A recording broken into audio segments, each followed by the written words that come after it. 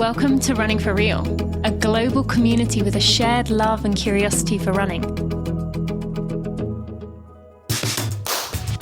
Together we reconnect with the reasons why we love to run and discover ways it helps us become better people. Whether it's the quiet moments of a morning run while the rest of the world still sleeps, or befriending the strangers next to you at the start line of a race. We are here to connect with others who see running as the common thread that weaves our lives together. Come join me, Tina Muir, as I talk with people from all walks of life, united by a love of running. Hello, my friends, and welcome to episode 347 of the Running for Real podcast. Thank you for joining me today.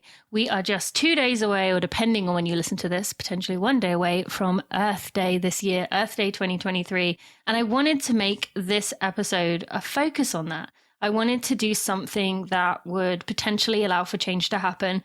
And you'll hear me give an example in this episode of how one person truly can make a change. And it doesn't even have to be, you don't have to be someone as passionate about this as me. You don't have to be an environmentalist, an activist, but you speaking up in any capacity can make change happen. And so I wanted this episode to be with two people who I knew would be great to talk to this topic. The event sustainability manager for Chicago Event Management, who is the company that puts on the Shamrock Shuffle that I did just a few weeks ago, and also the Chicago Bank of America Chicago Marathon, as well as the 13.1 you will hear them talk about. Now, they put on one of the most organized, the best events that I have experienced. And they have a whole sustainability team, which I had the honor of being a part of. And Kat was kind of the lead in this push for sustainability.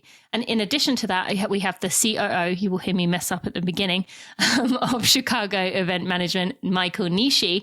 And Mike has been someone I have kind of got to know over the last few years, does an incredible job with all the roles that he is expected to play, all the things that he manages to do with his races. And may I remind you that the Shamrock Shuffle has 20,000 plus runners. The Chicago Marathon has 30,000 plus runners. So these are huge events. And so I wanted to break this episode down into two parts. The first part is what you as an individual, as a listener, can do to move the races in your area towards sustainability, to make them at least think about it, and how to do it in a way that doesn't come across as aggressive or like nitpicky or whatever. So the first half of the episode is that. The second half of the episode is going to be for race directors specifically. So if you are an individual, I hope you will pass this on to the race directors in your area, and you will hear Mike and Kat in this episode explain how to do that. And it's not necessarily going to be sending an angry tweet, but what method is more approachable and realistic, and what can those race directors, if you are a race director, what can you do? Where can you start? You're going to get good examples here. You're going to get some feedback. This is hopefully going to be an episode that we can really push people to make changes within their races, because that is one area as runners we really have to address. So let's hear from one of our sponsors, and then we'll get right to this episode with Michael Nishi and Kat Morris.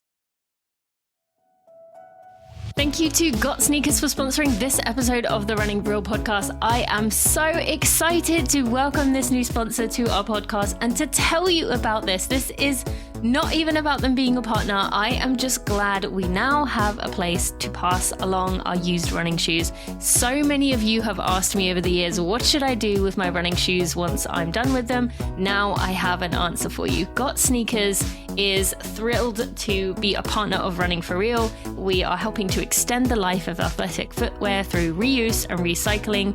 In addition to keeping footwear out of landfills, GotSneakers is going to offer you a monetary compensation for each and every pair of your shoes recycled through their program. Compensation is based on style, quality, and brands, and there's a lot more information on the website. You can go to gotsneakers.com/Tina Muir. That's gotsneakers.com/Tina Muir. You'll simply fill out the form below. They'll send you a free shoe recycling kit. Once you receive that, you're going to fill it up with your pre-loved shoes. You're going to contact FedEx. They'll pick up your bags, or you can drop them off at a FedEx location. Shipping is free. And then you will get the compensation for your shoes and also keep those shoes out of a landfill. Check out gotsneakers.com/Tina Muir. Be sure to go check out that link. It is created for us as runners. And I'm really excited to hear your thoughts on this. Check out gotsneakers.com/Tina Muir. Michael, Kat, welcome to the Running For Real podcast. I am excited you are here. Thank you for joining me. Thank you, Tina. This is incredible. This is going to be a great conversation. I know it's something that we're all very passionate about, whether it's for our company or within our events, as well as so many people that have been able to help and support us from a sustainability standpoint, and especially you and working and partnering with us, as well as with Kat Morris and Alessandra Pena from our team at Chicago Event Management. So really looking forward to the conversation. So thank you very much. Yeah, thank you. And thanks, Kat, for being here as well. Oh, thanks for having me. Yeah, so Michael, you've been on not this podcast, but Running Realized, a 10-episode standalone podcast that Knox Robinson and I did in 2019. And I encourage people to go back and listen to that, as the episode you were in was all about, it was called The Sustainable Road Race. And it was about steps races and individuals can take to reduce the impact of races. But I would like to go deeper today into this topic in terms of, we are 3 years on from that moment, so things have changed, and you both have some updates to share in terms of what CEM, Chicago Event Management, and through that, the Chicago Marathon, the Shamrock Shuffle, well, those are the two I've experienced, so I'm going to stick to those two, have made, but also what listeners can be doing, because I want to begin with what they feel like they can do, because it so often feels like one voice doesn't matter. So I want the emphasis on this to be that even if you are just a runner who lives in a certain area, you can speak up, which may eventually make your races make some changes that they otherwise wouldn't have made. Before we get to that, I want to just hear a little bit about what you both do. So Michael, maybe begin with you. CEO of CEM, or Chicago Event Management. What does that mean? What does your day-to-day involve? Well, just a quick clarification on that one. I'm the Chief Operating Officer, so a few letters off there. I'm the COO. So a little bit of everything from an operations aspect. So for all the races for the Bank of America events, I'm the general manager.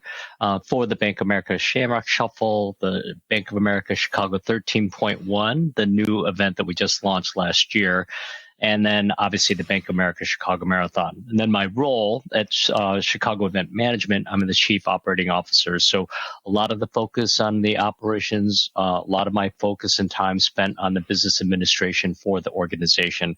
And then, for the events and a lot of the work that I do is chasing Kat around and seeing what I can do better when it comes to sustainability and learning from everyone, and really working hard and using our events as those platforms to really do, and we had that responsibility to do the right thing, whether it's from a social aspect, from an environmental aspect, and really incredibly proud of what we've been able to do. Thanks for what Kat does and Alessandra from their stewardship, and really leading and paving the way and being those great leaders and using our events for those causes.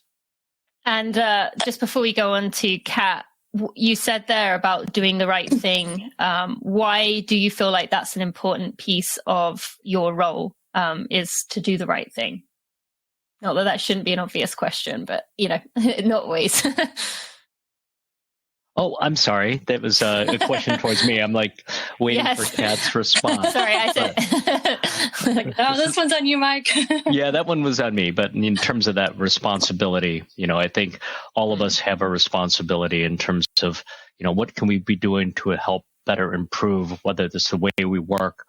Definitely aligning in terms of what those interests are from all of our stakeholders, that being our staff members, the volunteers, and the participants, and really truly aligning those values with how we work and seeing that carried through our events. And I think that's really important. Obviously, working with someone with Kat that has that passion and understanding and knowledge is vitally important. I don't have that. I'm trying to learn as I'm going along. Sometimes it is like drinking from a fire hose. It is so challenging. There's just so much to take on. There's so much to learn. However, with someone like Kat, it's just really been able to help us guide us in the right direction, truly identifying what we can actually and feasibly do, realistically do. And there's so much we want to. You want to do everything right away at one time, and that's just not realistic. So what are some of the things that could really focus on that we can attain to get people excited around, that we can capture, that we can measure, that we can tell a story? And those are the skills that I don't have, and something that Kat definitely does, and really is able to ground it and bring us back and create that guideline and that pathway to be successful. And the small things that we are able to do to continue to challenge ourselves to take on new initiatives and continue to improve what we currently do and make it bigger. And I think the other part is like being able to work with our industry and taking all of these leading practices, being able to share that. So someone else can basically take some of these learnings and what we're doing, hopefully implement them, and hopefully take them even further than what we've been able to do. So again, it's something that we've been fortunate to have someone like Kat that has that knowledge, has that passion, and really imparting that on our organization, myself specifically, and finding someone that, within your organization like myself that really wants to own that and being that sponsor of these directions and initiative, I think is also important. So again, whether it's in your own organization, within your event, within your community, it's really trying to find those leaders that can help support those initiatives and be that ally to be able to push these great initiatives forward. Yes, thank you so much for that. And Kat, I know that made you uncomfortable. You do so much. Mike has made it clear how much he appreciates you, and yet you always, at least how much I know of you, you struggle to see the gift that you are to the world. So I love that Mike said all that, but I want you to now go on and share your version of what you do. But I'm glad he started, because now we already know how amazing you are. Well, Mike doesn't give himself enough credit, because he definitely has a vision of where he wants the race to be in regards to sustainability. But so what I do with the organization, I manage the sustainability program. So that sounds simple, but what my goal is to build every part of the sustainability practices into the organization so they no longer need me.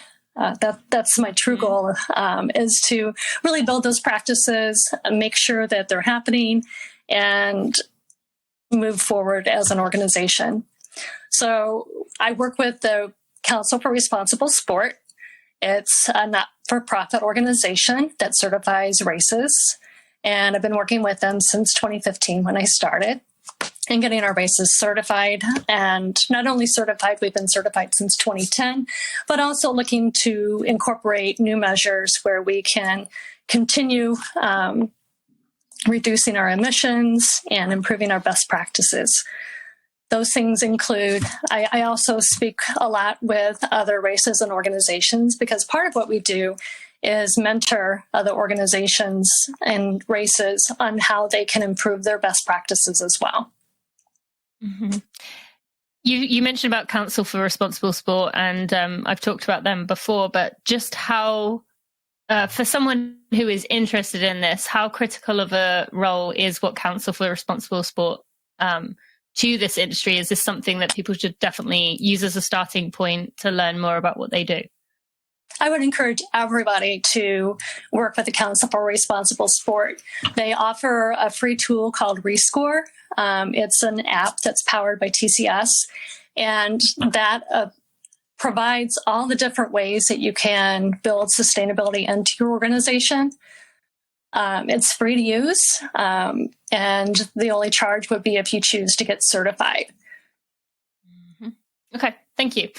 All right, so before we get into what people can do, I want to begin with both of you, and Kat, you can start this time. Do you have a moment in your life where you had a realization, an epiphany that this was the area you wanted to work in? Was there a specific moment that stands out to you?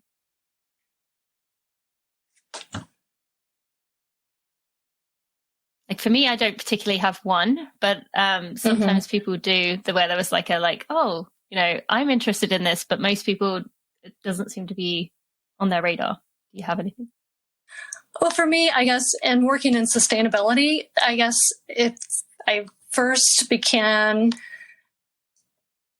really becoming more sustainable after the birth of my son. And he's 16 now. So I would say for the last 16 years, I've really looked into how we live, what we do, our lifestyle, what can we do to reduce our footprint, what can we do to make this world a better place for him as he continues to grow up and experience the challenges of climate change that has had on our planet. So I think that was a pivotal time for me. And then since that point, I got involved with the Chicago Conservation Corps and started teaching classes on worm composting. I like to work with little worms and show the kids how the worms break down the materials, the food, and turn it into soil. That was always fun for me, and working with local organizations on weatherization kits and how to better utilize the kits in your homes to reduce your energy loss and to keep your houses warmer in the winter in Chicago, which is a very important thing. So those are the things that I guess motivated me to become more sustainable. And by practicing them, it just makes you even more motivated to see, well, what can we do to do more? And I am a very competitive person, and I once I reach one challenge and I've reached that goal, then I have to set something else. So I think that helps just that competitive nature. Yeah, I love that. And I wonder with the worms, and especially the little kids, if one day one of them will say, if someone will ask them this question, oh, I remember when I was 5 and I got taught about worm composting. If that would be a moment for them, we never know. So thank you for that role you play in the next generation. Mike, what about you? Particularly in your role, that's not sustainability doesn't have to be something that is a focus. So when did sustainability for you become something you wanted to pay attention to and address? Well, I think it was more presented in terms of what we could do and where we need to be going. And fortunately, we had Kat being able to be that person and really aligning and identifying all the responsibilities that we have and how can we get there. And just like Kat and how competitive she is, I think our entire team and myself alike, not just from a sport aspect, but in terms of taking on these challenges and how can we better, how can we improve? And I love those challenges. And so I think those are the things that excite me professionally. Personally, I think it's very similar to what Kat had mentioned. I have 2 daughters, and one's 17 and one is 15. And when they were born, it's like, what are important things that, what type of world do we want to leave behind? But also, what are some of the what are the solutions that they can come up with and be those future leaders by having them understand some of these practices and how can they improve and start to develop and fold these into the way that they live or will be living, the friends that they have, as well as the school environment and some of these things that they want to see. And I know it's really important for our girls, and they definitely correct me a lot of times in terms of whether it's recycling and composting and really being the stewards at home. So it's great to see that they have picked up a lot of those practices. The other things, and from a practical learning standpoint, is like I think all of us are starting to learn, not learn. We don't learn how things are made or how things are done. And then some of these things from the worm compost and understanding what that process is an amazing learning opportunity. And I think that's just from a curiosity standpoint as well. What's really intrigued me is it's like, what is the process behind that? And I think that's the storytelling opportunity as well. The more people understand in terms of some of the practices that you see, initiatives that we've taken on that continue to expand from our compostable cups to soil. I think people understand what reduce, reuse, recycle means. It's important. It's a great education tool.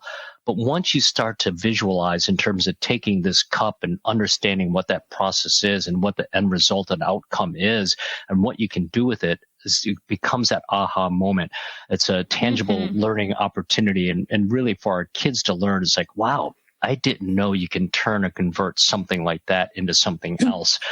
So we think about, like, from an education standpoint and future solutions that they'll be able to create, imparting that knowledge at such a young age will continue to help them develop. So I think those are the things that really were interesting in saying, you know what, this is going to be a great opportunity. Let's start now. There's no better time. Just like that Chinese proverb, when's the best time to plant a tree? Maybe 10 years ago. Yeah. What's the other alternative today? So those are the things that we might not have been able to do a long time ago. But you know what? We're going to take it on. We need to draw that line in the sand at some point and then move forward. So that was kind of the approach. And there's just so many other things that you've seen in our city, and any city for that matter. You see the trash and those things that frustrate you. Then you see the trash that we collect. And I think we do it obviously responsibly in terms of collecting it, picking it up.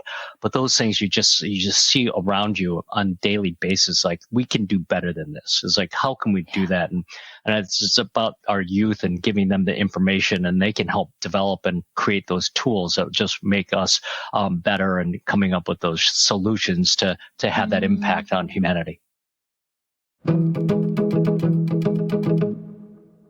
Thank you to Orlo for sponsoring this episode of the Running for Real podcast. You've heard me talking about Orlo Nutrition for months now. Their polar omega-3s are these Icelandic algae supplements that are algae-based and vegan. They go straight to the original source because fish get their omega-3s and DHA from algae. So we're starting there. You get 3 times the nutrition there. They're absorbed 3 times better than fish oils, using 99% less resources. That's also taking care of marine life. We are protecting those sensitive ecosystems that are giving nature a chance to heal and regenerate.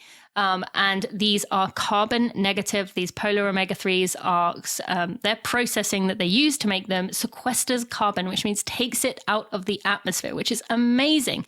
And finally, they have a reusable bottle, so you can keep getting your refills, fill it up, and take more ecological responsibility. So as a friend of mine, you can get 20% off at orlonutrition.com using code TINA. And I want to remind you that omega-3s are a critical thing that runners need. We need them for heart health. We need them for brain health. So especially if you are someone who is really trying to do something special this year with your running and you want to stay focused, you want to stay in the mental game, go get yourself some of these Orlo omega-3s. Feel good about doing it, feel good in your body, feel good that you're taking care of the planet while also making sure that you can get the most out of your performance. Again, use code TINA at orlonutrition.com and you can go check out more there. I have loved using these. I'm so excited they have built up in my system, ready for my 50-mile coming very soon. I feel good and you will too. Again, that's orlonutrition.com and use code TINA.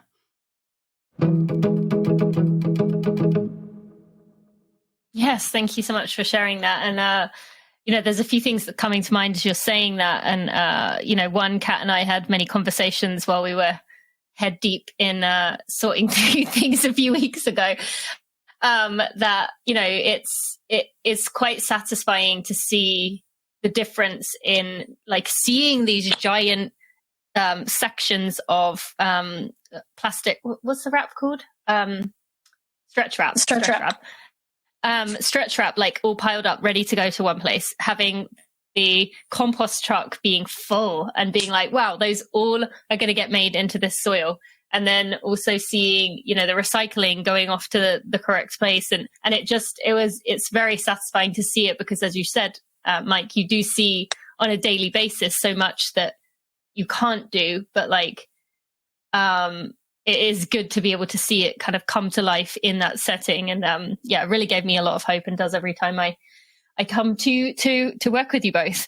So I want to move on now to talk about someone listening who maybe has an interest in sustainability, or maybe just, we talked about doing the right thing, just feels like as a human, maybe with children, maybe without, that they want to do a better job. They want to they know that maybe their local races aren't doing as much as they could, but it feels like their one voice isn't going to matter. Like me asking my race when they're going to give the option to plant a tree instead of have a t-shirt, or whatever other option there is. It feels like their voice isn't going to matter. What would you both like to say to that person who feels like, what's the point in speaking up because I'm just one person? So Kat, if you maybe want to start there.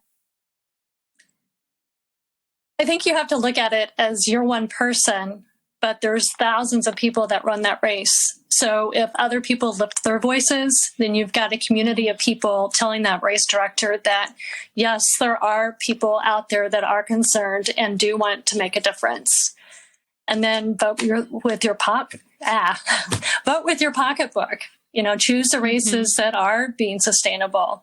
Let them know, let the race directors know if their race isn't sustainable, that you're moving on to another one. But open that dialogue, open that conversation with the race. You might be surprised that maybe there's some opportunities that they have that they just haven't thought of. There's so many different resources out there. For example, the Council for Responsible Sport worked back in 2019 and produced a guide. It's called the Practical Guide to Hosting Radically Responsible Events. Send that on to the race. Say, hey, this is a guide. And you don't have to take all the actions immediately, but look at and pick out what you can do and then move on from there. So you don't have to totally make all the changes at once and be overwhelmed and then not end up not doing anything. Start with something small that you can do and work from there. Thank you so much. Mike, what would you add? No, absolutely. I think that's vitally important to be able to have the few that can speak for the many. And a lot of people, I think, you want to represent and hear other voices. And a lot of people sometimes just don't know how to approach it, don't have that voice, or are uncomfortable to address.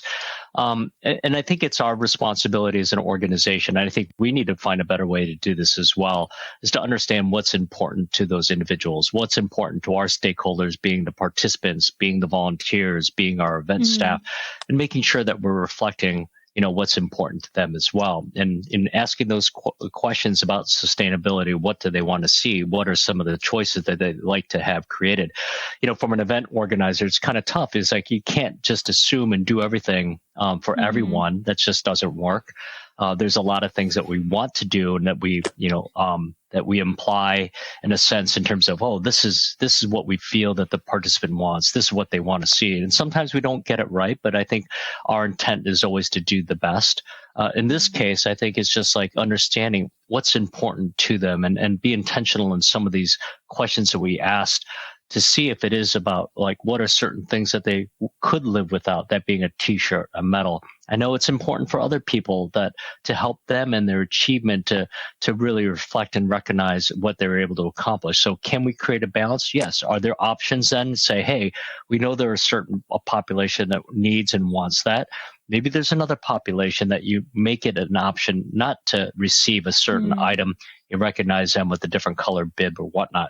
But again, it starts with what are some of the things as a race and organizer we can do to ask those questions, to understand what's important to those individuals. And then how do we recognize, those individuals that want to go that step to not accept certain items, their typical race amenities that a participant would receive.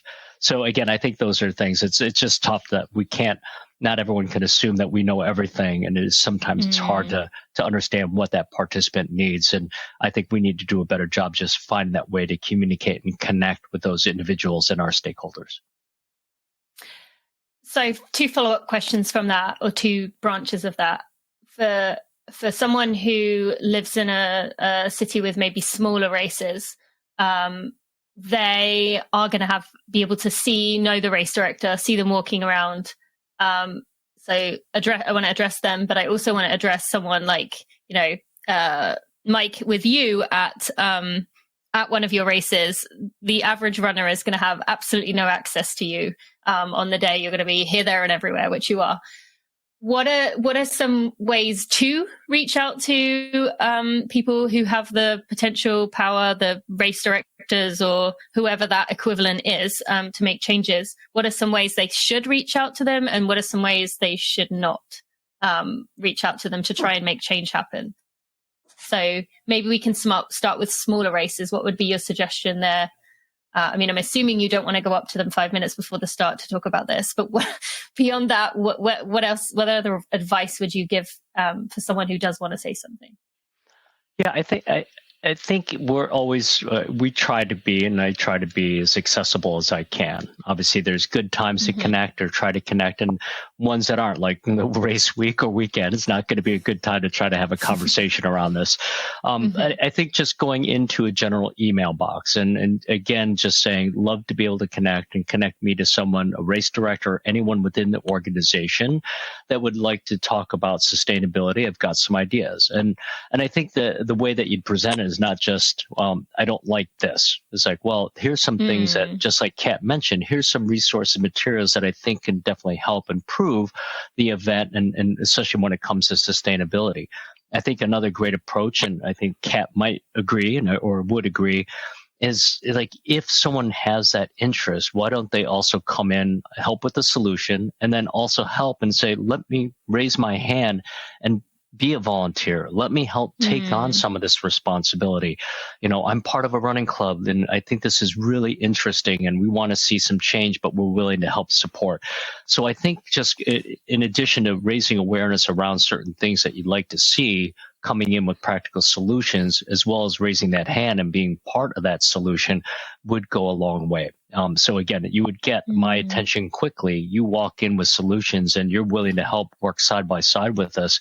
That's going to go a very long way.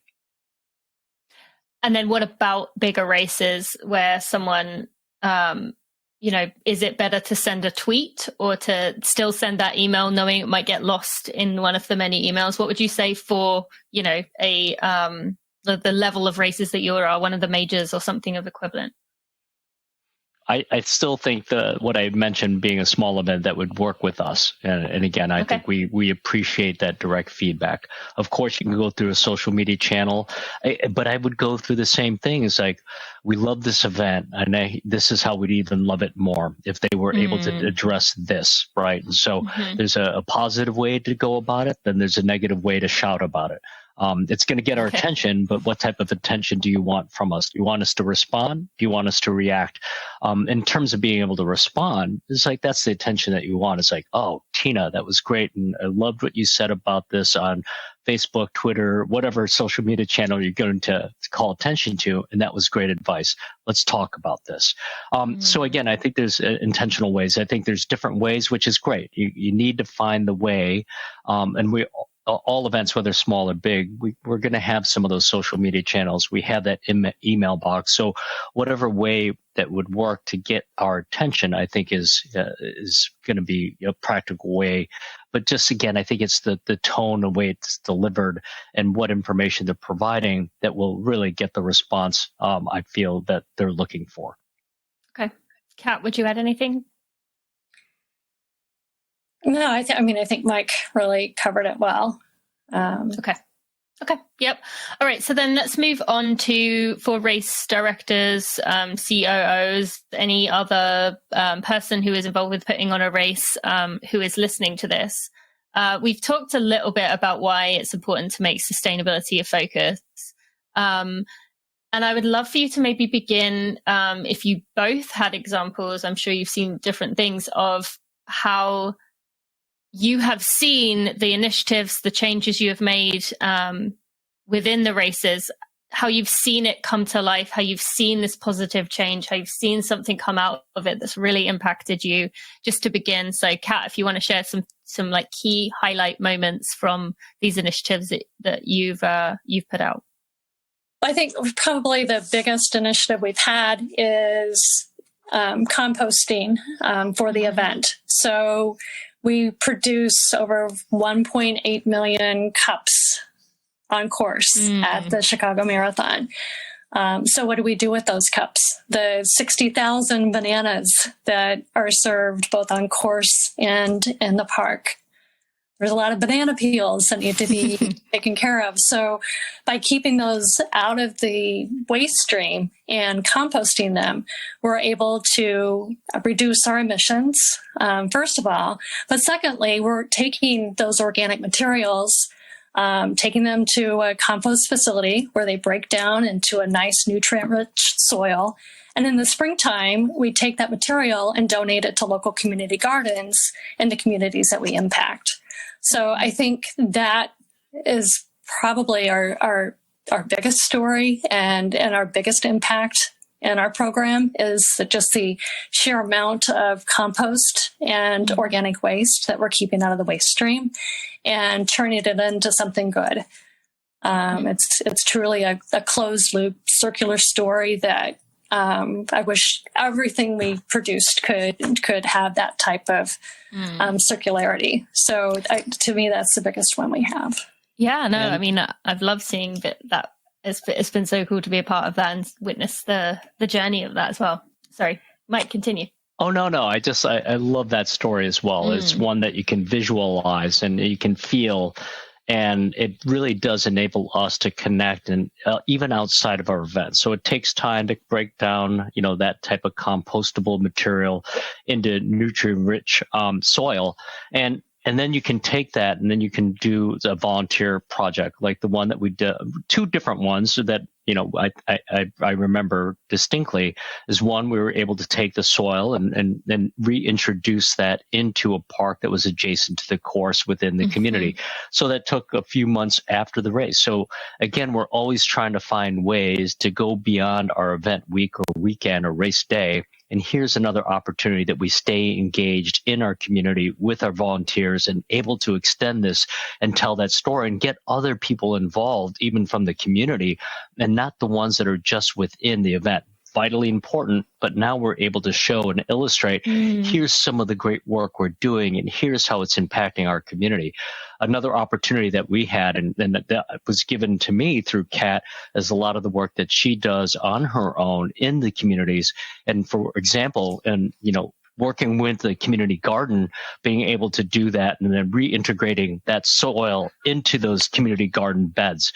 So again, taking it, delivering it, shoveling it, really gives you the ability to touch and feel that outcome of lifting it and just, sweating on a hot day and filling those you just get a sense. It's like the soil is like, we helped generate that. Now you're going to put it into these beds, and it's that nutrient's going to help fuel and create the vegetables that our community is going to eat and subsist on. And it's just an incredible story. And again, these are the things that we can reimagine and that we're part of, and you can feel, and it just gets you so excited, and it just extends our ability to reach beyond just event week, and it gives us the ability to reach outside of our event into different communities, and you can deliver that somewhere else. And amazing stories and visuals, and just having people think differently. And it just took a few people to do on that day, but if you imagine if more people would do this and take this on,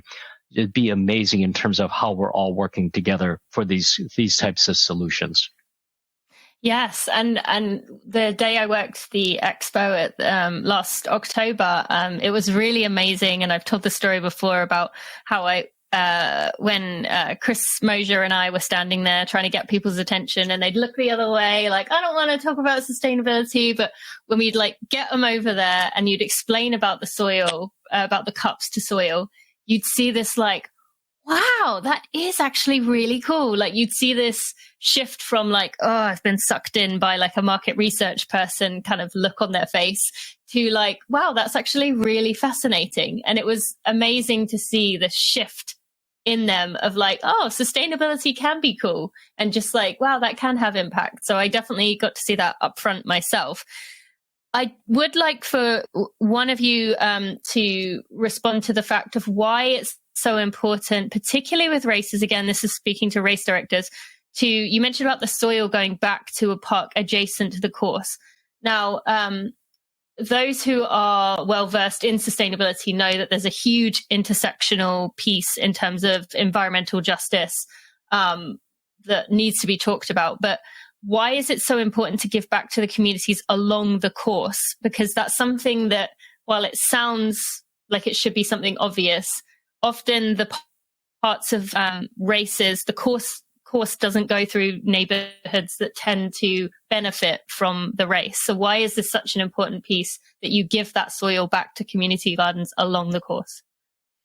So yeah, Kat, I don't know if you were nodding while I was talking about that. No, I was just, Mike is really the person to talk to that. Okay. He's got that story down. And he's lived it for the past how many years about the communities that we impact on the course. So, and I think you can speak better to some of the work Mary Beth's doing with the 13.1 too, because that's when I really think about the impact we have on neighborhoods and the positive impact we can have on neighborhoods. No, absolutely. It just gives us one additional opportunity to connect with our community partners and just showing, how we're coming together. We might not know the answer, but, a lot of the work that we're doing, and I'll come back to the sustainability and the soil within adjacent to the course. However, a lot of the great work that we're doing with the Bank of America Chicago 13.1 is creating an event, and we took it to the West Side. And could we have done and made it easy on us and started and finished in Grant Park like we do the Shamrock Shuffle, like we do for the marathon? Yes. And then when we decided, it's like, let's make an impact. Let's create an event that's important to the community. Let's have the half marathon on the West Side. So for those, as you're probably familiar with, because you're working with us a lot and understand why we do and get a better understanding of Chicago, for those listeners, for Chicago and the South and West Side, we have a lot of issues. And we wanted to create something that was for the community. And it was a great success. We launched it last year, and we're just about ready to close, and the event takes place in June. So we're already on the verge of closing. I think as we tell the story in terms of the type of impact we want to make within the community, of course, we want to make that impact, but we've also listened intently in terms of the community and having gatherings, what's important to them, finding opportunity, addressing certain needs. We don't have the answers, but I do feel that the events can have some of the solution. And part of that is like education, doing something for the community, being present, and not just on race day and asking something for them and access to their community, but leaving something good behind, letting them work with us, or letting us work with them is more important. And then working side by side and just identify, here's a lot of things that are needed. Here's some of the positive that we want to create within these communities, because there's so many great things. And unfortunately, we hear so many of the bad. We want to create these positive opportunities, working side by side with our community partners. And it's just been absolutely amazing. And the more that they see that we're able to do these things, simple initiatives that I feel that can be created and that can benefit the community, just gives us another opportunity to do something with them. And in these types of initiatives like Cups to Soil is something simple that we can do, and working with those community partners, with their community gardens, with the parks that are beautiful in these communities and neighborhoods, that they can see in terms of what we're able to do, the intention that we're able to create, and the visibility. So that's why it's so important. It sounds so simple, and it is in a sense, but it does give us the ability to make these deeper and richer connections within the communities and really do something that we feel is important that can benefit everyone.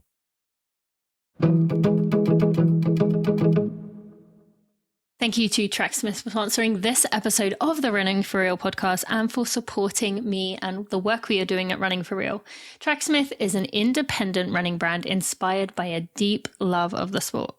Recently, as the weather has warmed and training is underway, I have enjoyed, as I always do, Tracksmith's Session Speed Shorts from their spring collection. Now, while I have not got the new colors, because at the end of the day, environmentally, the best items to have are the one you already own, they do have some beautiful new colors out in their spring collection, and they feature this exposed elastic waistband and a lightweight liner, so they feel as light as air and barely there.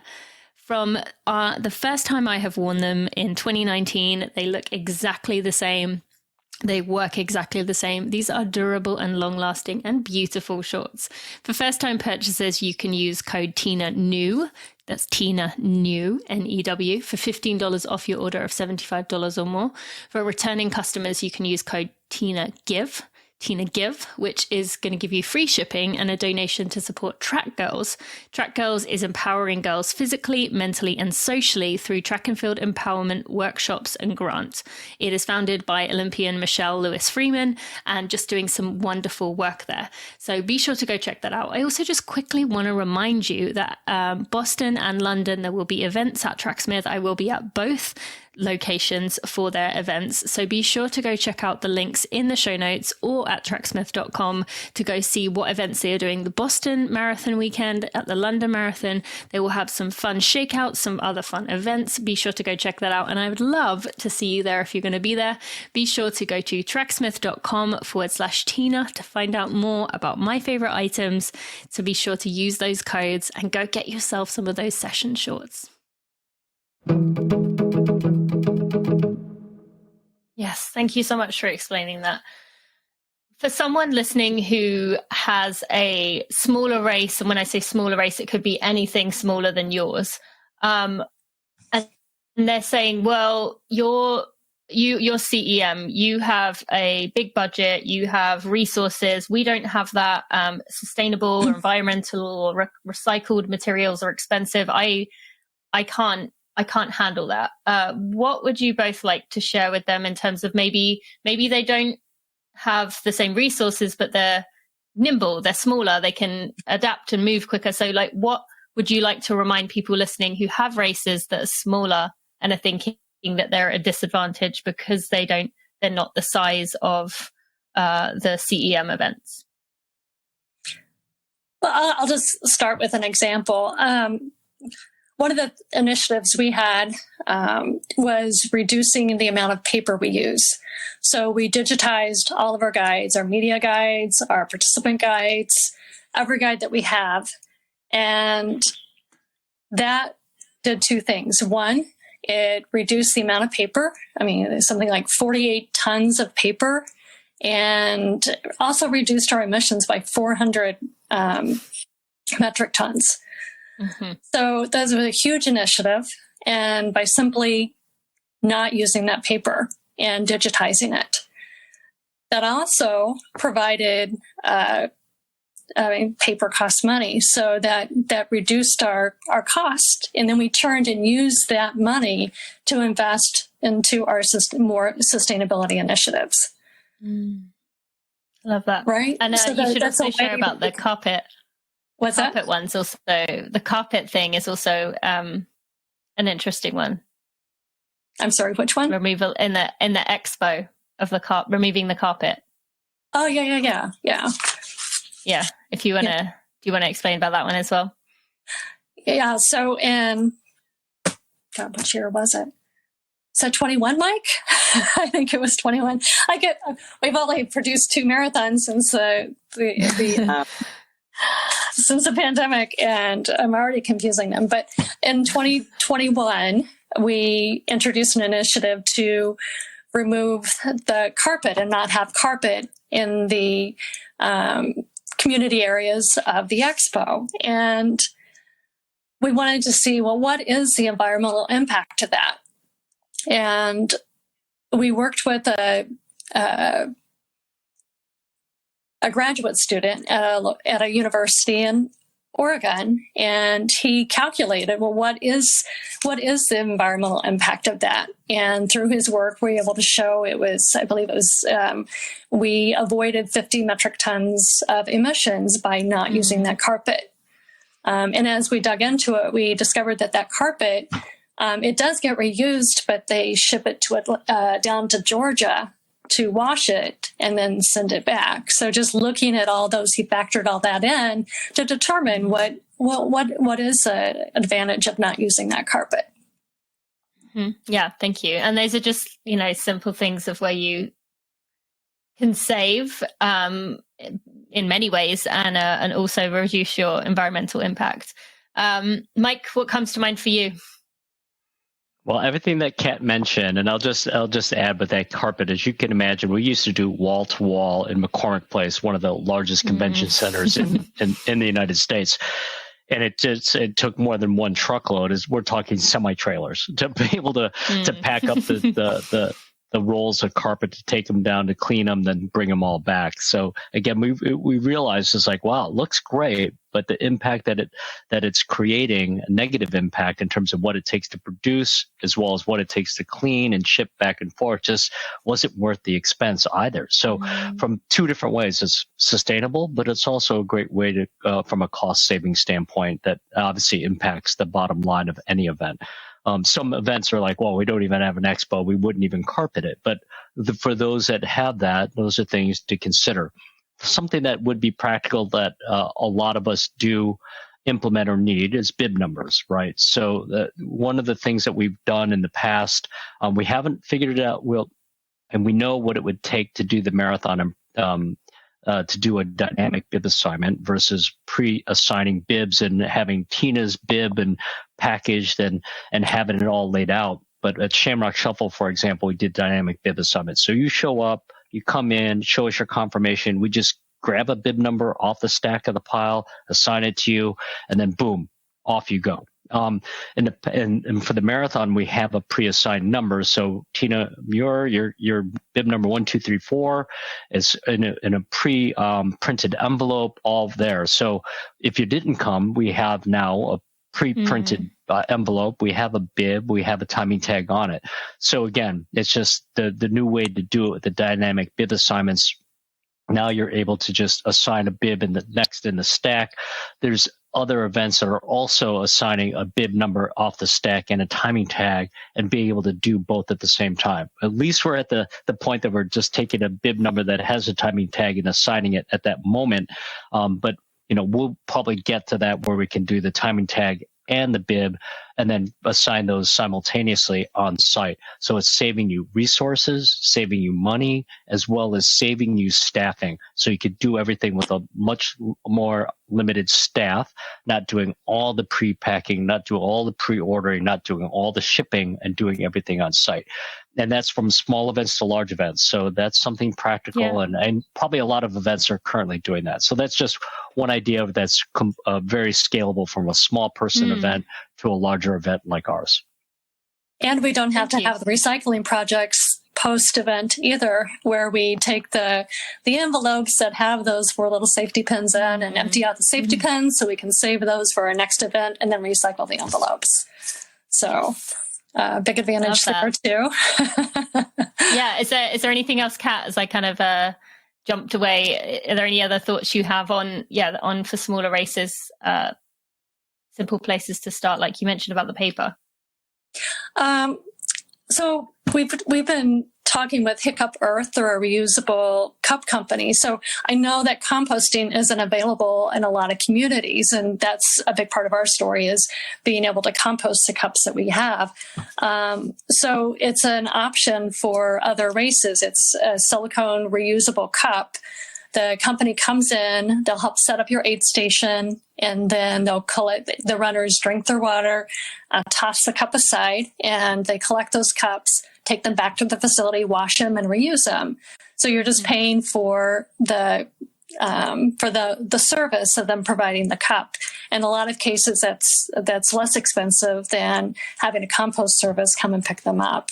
And it's a way to be sustainable. Some of the cups that they use have been used 77 times already. So imagine that. I mean, that. Yeah, that's huge. Yeah. Would you say that smaller races should be encouraging, that don't have the maybe security concerns of the bigger races, should be encouraging people to bring their own, like maybe packs to run with? Or, yeah. Absolutely. Yeah. Okay. Yeah, I used to do all my training runs back when I was training for the marathon, which was many years ago. But I always carried my own water, and then I would fill the water bottle up on occasion. I knew where all the water fountains were on my runs. I still know where all the water fountains are on my runs, but I don't have to utilize them very often because they're not that long. And still okay. I'll just add, one additional thing that we all need to do from our events and companies is, procurement. We have a choice in terms of who we work with. And, I think shopping locally, closer, makes all the sense in the world, just cuts down on transportation, fuel, et cetera. I think working closely with your vendors and identifying their third-party vendors or suppliers as well. how do they source their materials? Is there a way for your metals to be made of material that you can recycle or can be sent to a refinery? Again, some cities don't have a refinery. However, those that do, you can melt that down. Ribbons that are made out of recycled polyester that can go back in and be recycled again. I think there's other items and just working with them that it used to be like our metals used to be individually wrapped. So if you can imagine tens of thousands of metals with plastic on them wrapped in another bundle of plastic in paper in a box, at least remove some of that and work with your vendors. Like, I do not want those wrapped in plastic. Can you just put them in bundles and put them in tissue in a box? And I get they don't want the damage. However, it's like you start asking those questions of your vendors to understand how things are packed, how things are shipped, how their suppliers are sourcing their materials to create those products for the vendor, for us. So there's a lot of things. Does it take a little bit of work? Yes. Can any size event do it? Yes. So again, just taking a look at your procurement processes, the companies you work with, and how things are packaged, shipped, et cetera. And I think there's a lot of things that you can save by just asking those questions of your vendor.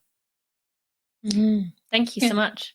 Something else that we've been doing is working really closely with our in-house signage team. And they've done an amazing amount of work in reusing our existing signage. Well, first of all, don't date your signage. Try to not print every single sponsor and vendor and partner on a sign when they may not be someone you're working with in the future. But also, we've been working on taking materials that are difficult to recycle, like some of our old Coroplast signs, and we hang on to things forever in our warehouse. And so we've had Coroplast signs that have been sitting there for years, waiting to find an opportunity to either recycle them responsibly or figuring out how can we reuse them. And we reuse those Coroplast signs to actually make the sustainability bins that you saw that we use in all of our hospitality areas at the event. So, reusing, how can you reuse? How can you repurpose the ribbons from our metals? When we remove them, and then, as Mike said, we do recycle the metal, but then we take those ribbons, and schools use those for different art projects. So we're able to repurpose those ribbons as well. So it's really being creative in how you look at your materials, and is it something you can reuse? What's everything you can do with the materials that you have before the last resort of putting it in the landfill?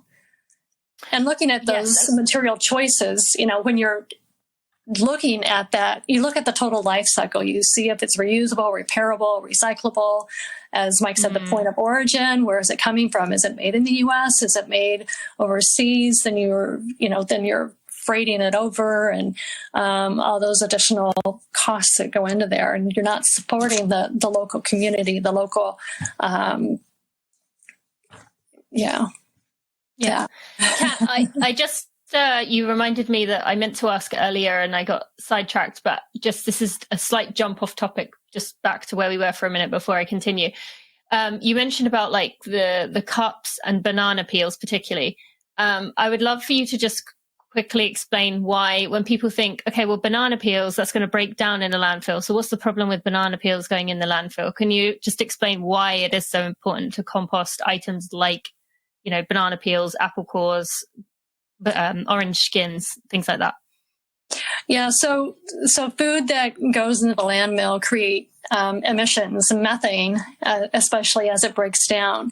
And that methane goes up into our environment, and it increases its, 30% or something? I think 30 times more.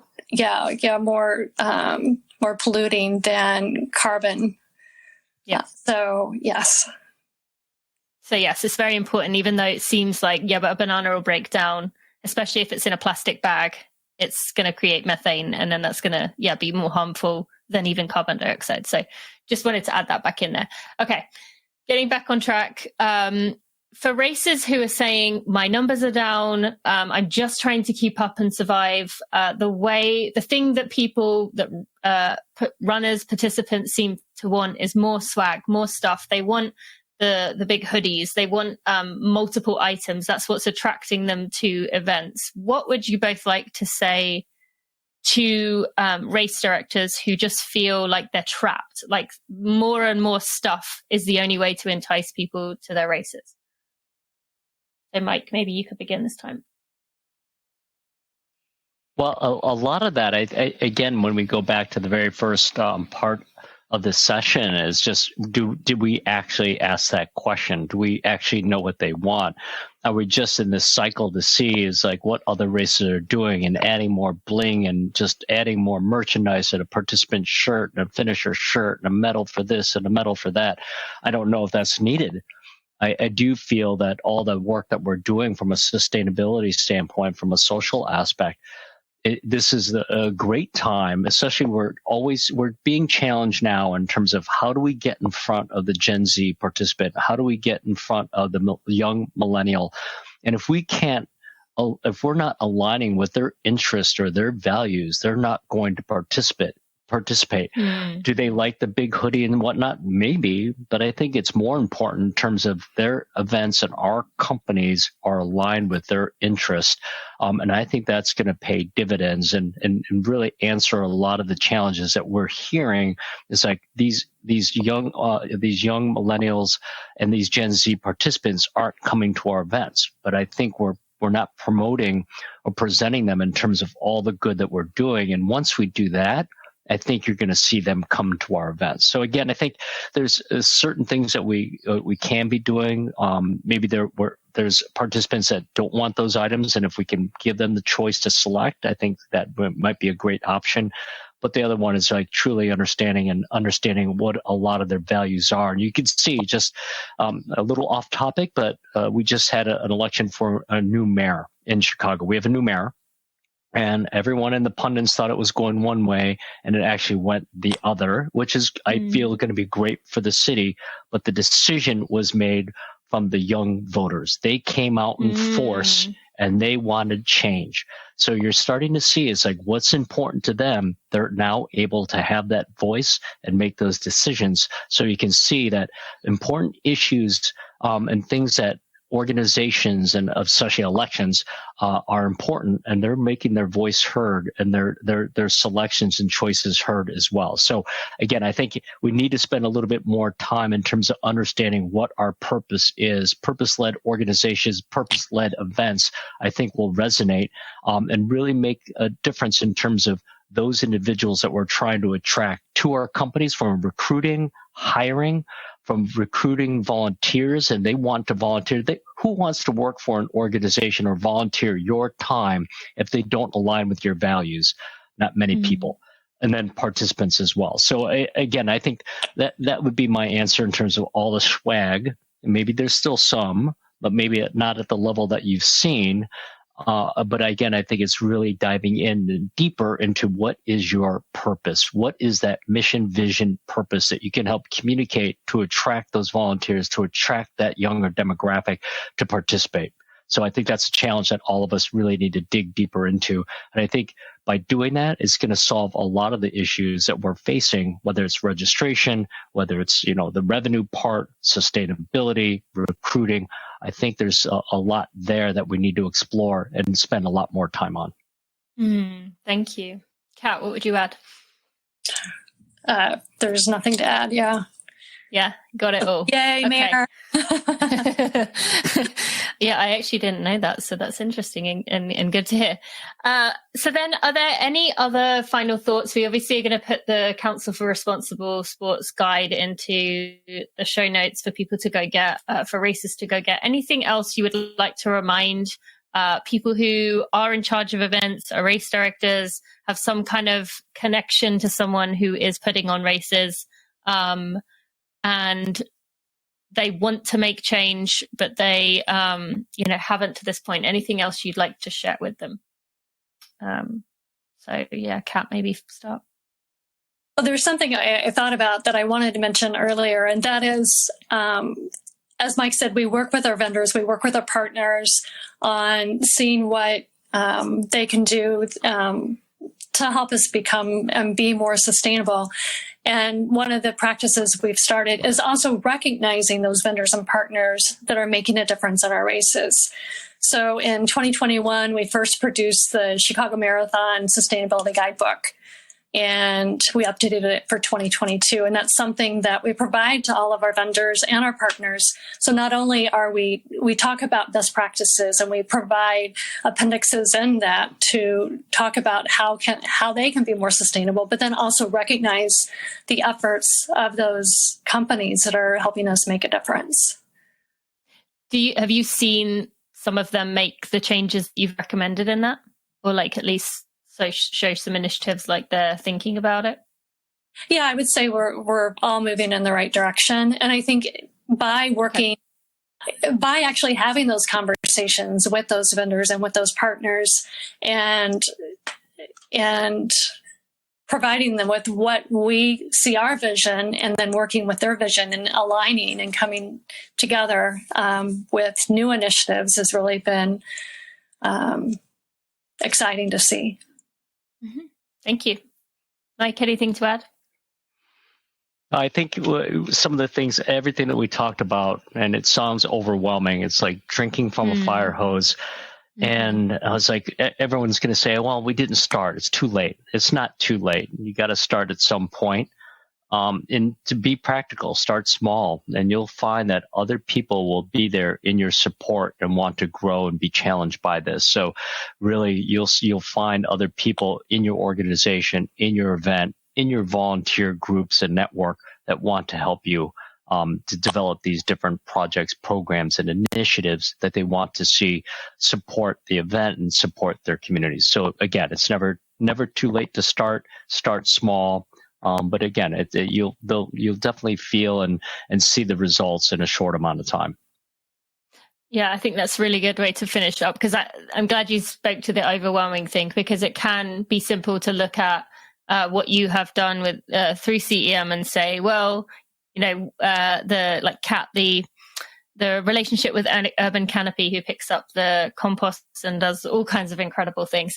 Fight to Feed, which is the food recovery that we collected from the volunteers and staff.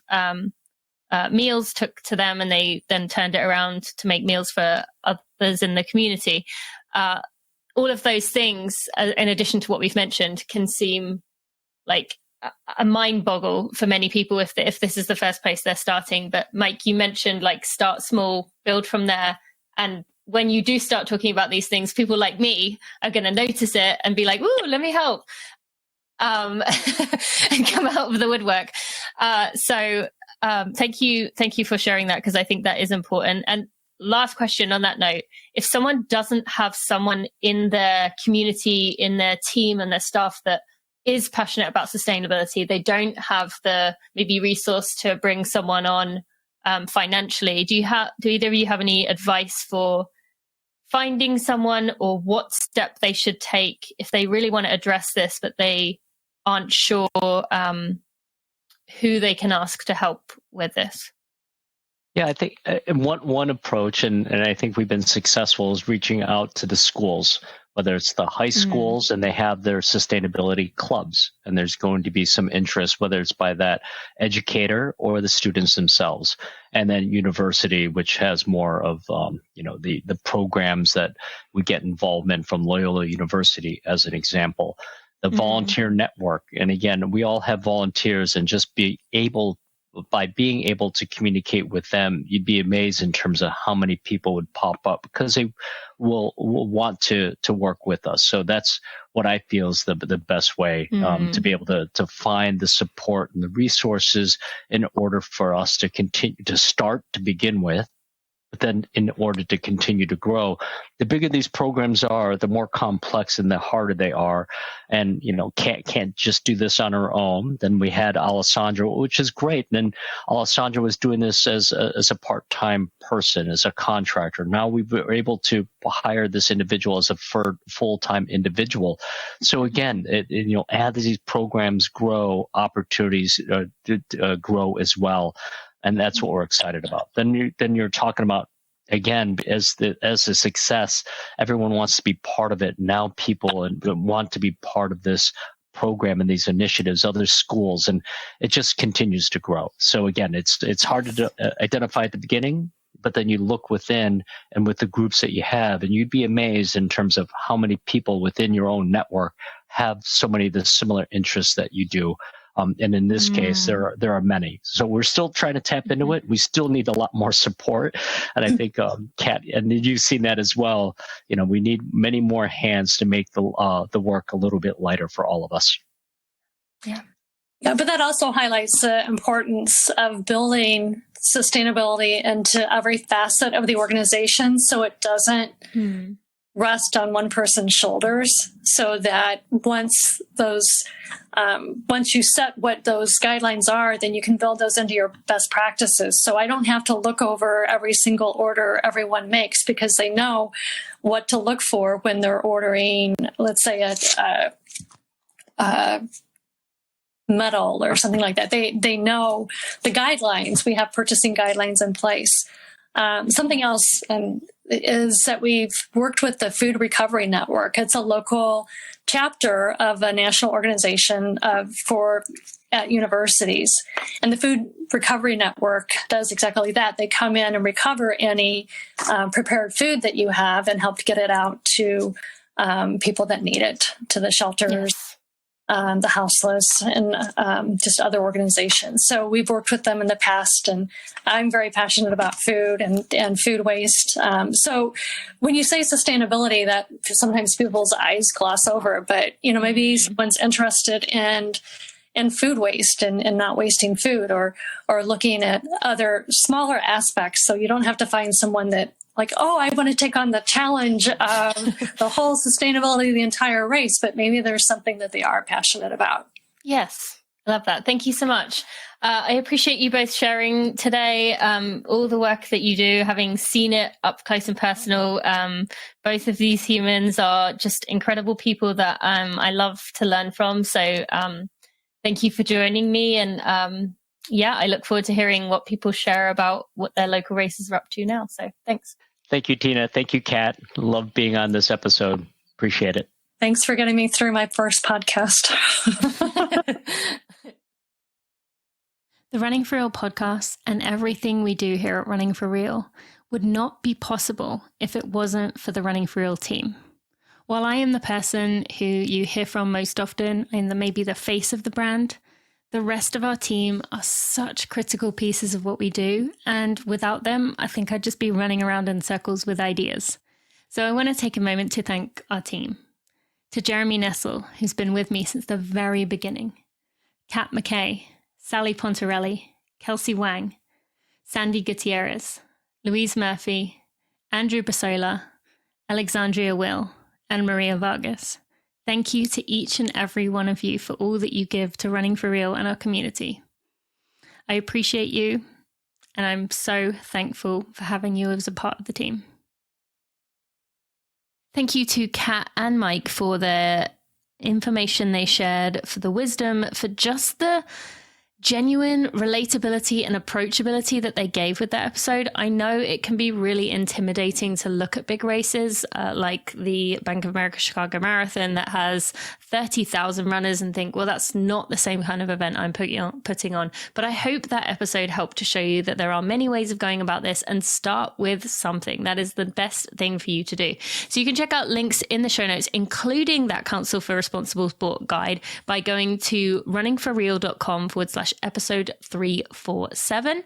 Tomorrow is Earth Day if you are listening to this as this comes out. So be sure to go do something outside. Go do a trash pickup. Go spend some time out in nature, just appreciating this planet. There's probably some events near you for Earth Day that your community is putting on. Maybe go check those out. This is a really important time to recognize and think about our impact on this planet every day, yes, but if it's a starting point for you, begin with today.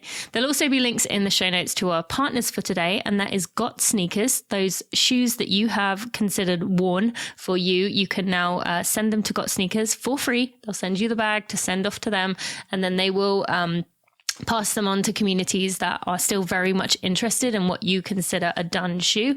You can go to GotSneakers.com/Tina Muir, or you can use the link in your show notes to get yourself that free bag to send those off. Also to Orlo, you can get 20% off at orlonutrition.com. And then again, there's a link in the show notes. And to Tracksmith, you can, if you are a new Tracksmith customer with the code TINANEW, you can get $15 off your order of $75 or more. Or if you are a previous customer, you can give a donation to Track Girls by using code TINAGIVE. And again, both of those will be in the show notes. Go to runningforreal.com/episode 347. Or with Tracksmith, you can use tracksmith.com/Tina. Thank you so much for joining. I will see you on Monday for a Together Run. And on Wednesday for another For Real episode. If you haven't checked those out already, go do that. You are going to love it. They're fun. They're lighthearted. And I can't wait to see you next week.